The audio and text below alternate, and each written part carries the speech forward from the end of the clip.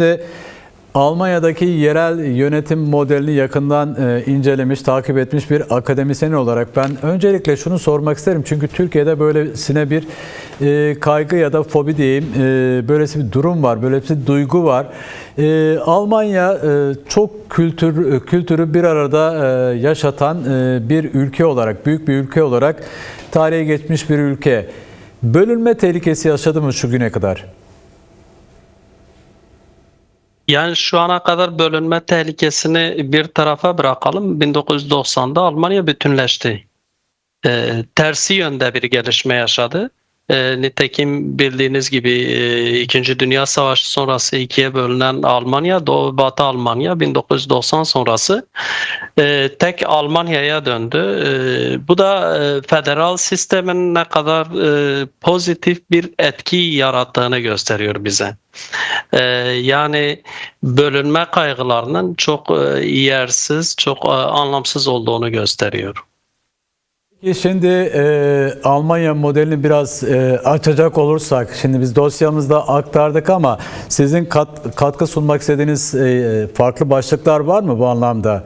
Şimdi yerel demokrasinin güvence, anayasal güvence altına alınması durumu var mesela Almanya'da. Demokrasiyi anayasal güvence almak Almanya'ya neler kazandırdı aynı zamanda?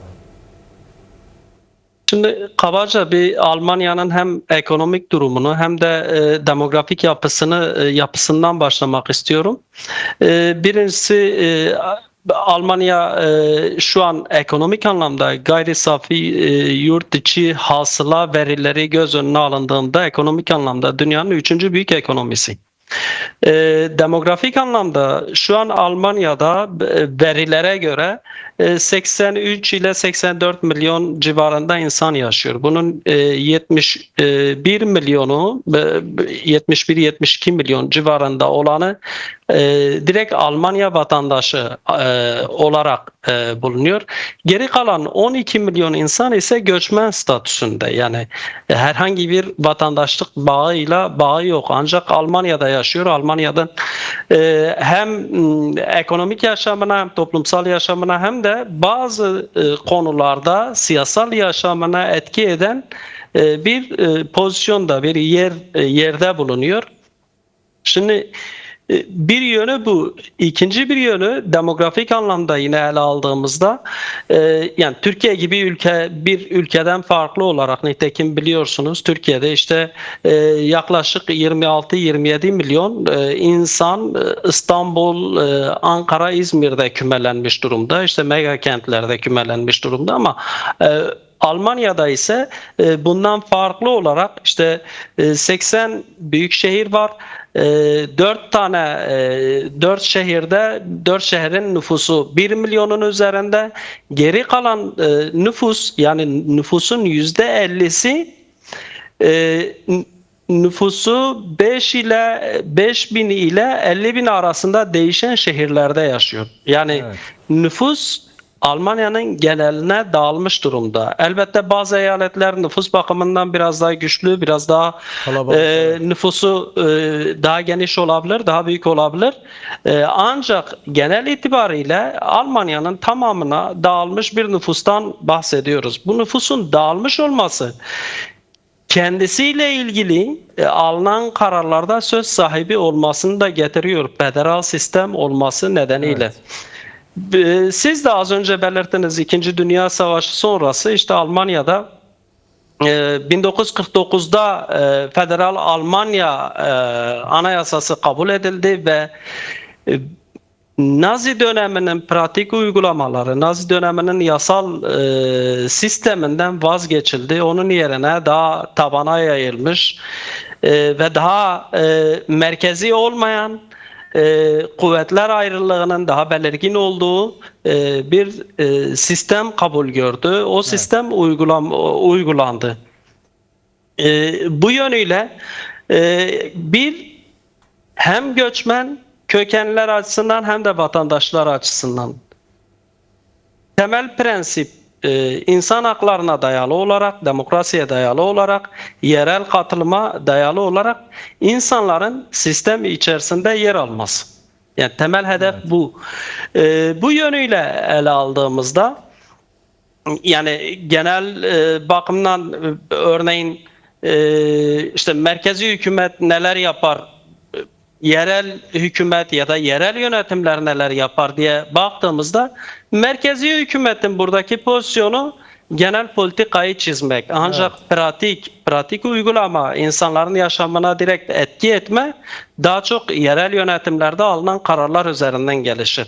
İşte merkezi hükümet medeni hukuktur, ceza hukukudur ki genel çerçeveyi çiziyor, vizyonu çiziyor. Ama dediğim gibi dış politikayı yani dış politikayı ve dış genel politika, anlamda savunma, işte evet, temel savunma. ekonomik hususlarda söz sahibi, ama işte kültürle ilgili, eğitimle ilgili,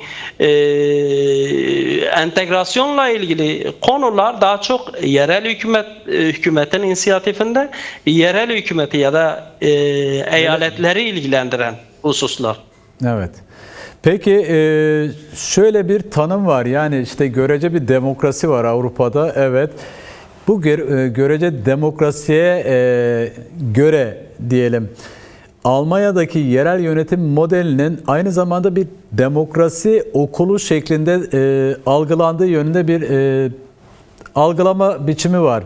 Bu anlamda neler söyleyebiliriz? Yani belediyeler, yerel yönetimler daha doğrusu halkın katılımı, işte karar alma aşamasına katılımları konusunda, seçim konusunda halkın her türlü alanda söz sahibi olabildiği yerler mi?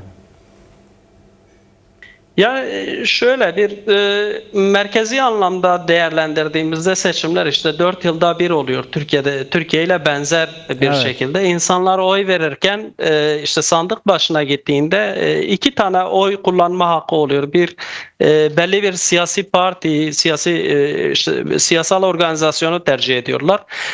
Bir de direkt adayı tercih ediyorlar.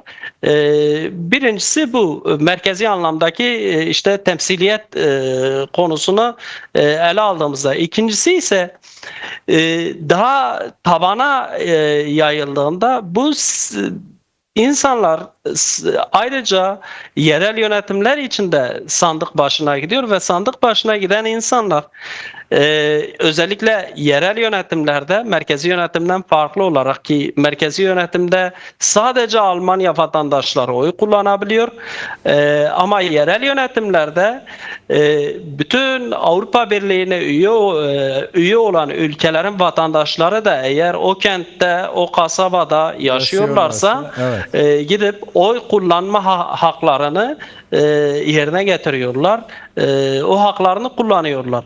Öbür taraftan işte göçmenler açısından düşündüğümüzde, nitekim az önce bahsettik, 12 milyon gibi bir veriden bahsediyoruz. Bunlar daha çok yine eyalet meclisleriyle ilişkili olan sivil toplum örgütleri üzerinden sisteme müdahil oluyorlar.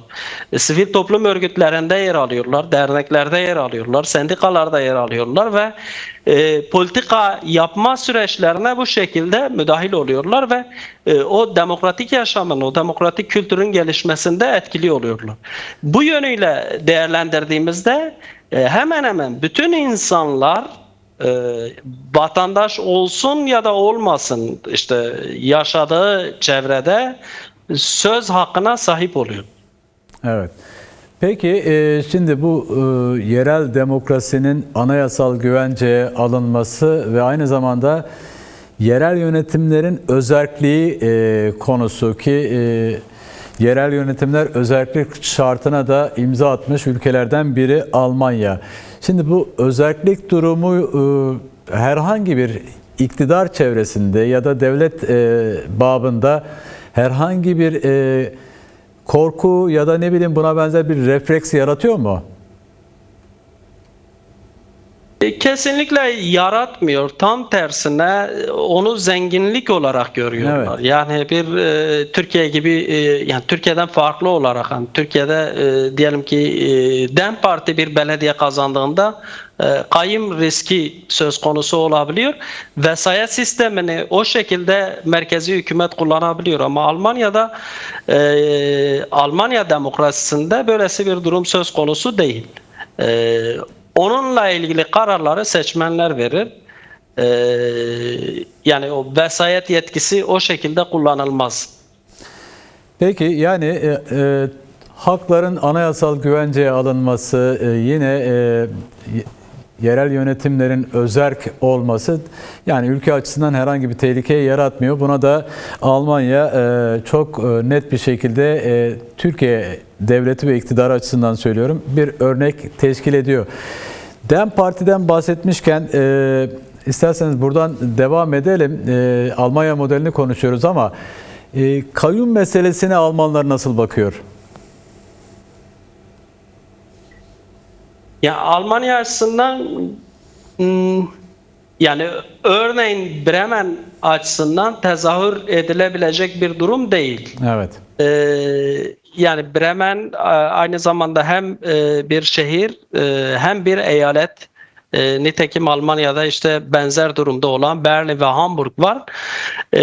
Buralarda işte bu sistem ya da kayyum sistemi tezahür edilebilecek bir durum değil, bir sistem değil.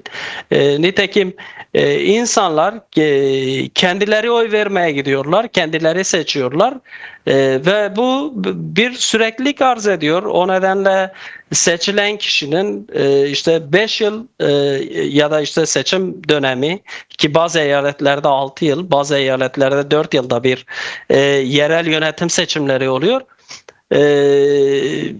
O seçim süresince sadece kendi işlerine odaklanmaları ve toplumun sorunlarını çözmeleri beklenir. Herhangi bir idari vesayete maruz kalmaları beklenmez. Peki değerli Kaya, benim sormak istediğim, merak ettiklerim bunlardı. Sizin eklemek istediğiniz herhangi bir konu başlığı varsa dinlemek isteriz tabii ki. Almanya'da yerel yönetim modeline ilişkin.